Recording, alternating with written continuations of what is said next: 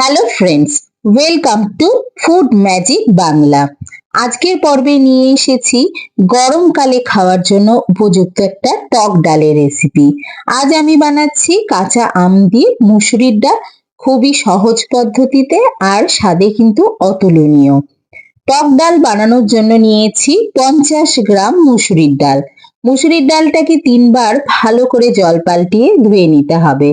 বেশ কিছুটা ফুটন্ত জলের মধ্যে দিয়ে দিচ্ছি একটা চেরা কাঁচা লঙ্কা, স্বাদ অনুযায়ী নুন দিয়ে দিলাম, আর ধুয়ে রাখা মুসুরির ডালটাকে দিয়ে দিচ্ছি। মুসুরির ডাল সেদ্ধ করার সময় আমি হলুদটা দিয়ে দিচ্ছি, তাহলে আর ডালের মধ্যে একটা হলুদের গন্ধ হয় না আর টেস্টটা ভালো হয়। হলুদটা তবে খুব কম পরিমাণেই দিলাম, আর মিডিয়াম ফ্লেমে রেখে ডালটাকে ভালো করে সেদ্ধ করে নিয়েছি। আর এই সময়ে আমি বেশ কিছুটা গরম জল মিশিয়ে দিচ্ছি। ডাল যতটা পাতলা বা ঘন করবেন সেই অনুযায়ী এই সময় গরম জল দিয়ে ভালো করে ফুটিয়ে নেবেন। পরে ফোড়ন দেওয়ার পর জল দেবেন না, টেস্টটা খারাপ হবে।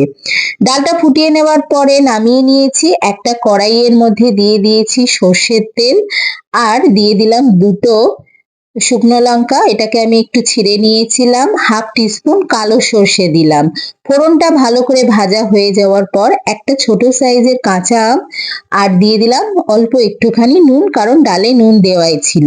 যেহেতু আমার আমটা প্রচন্ড টক, তাই আমি অল্প পরিমাণে দিয়েছি।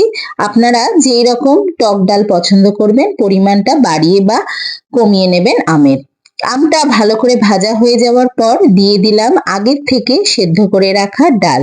আর যেহেতু এটা টক ডাল, একটু সামান্য মিষ্টি না দিলে ভালো হবে না, তবে খুবই কম, টকটা যেন নষ্ট না হয়। হাফ টিস্পুন আমি চিনি দিয়ে ভালো করে ফুটিয়ে নিয়ে নামিয়ে গরম গরম ভাতের সাথে পরিবেশন করেছি আমাদের আজকের রেসিপি টক ডাল বা কাঁচা আম দিয়ে মুসুরির ডাল। রেসিপিটা ট্রাই করবেন, ভালো লাগলে কমেন্ট করে জানাবেন, আর আমার channel food magic Bangla subscribe করতে ভুলবেন না। দেখা হবে পরের রেসিপির সাথে। বাই।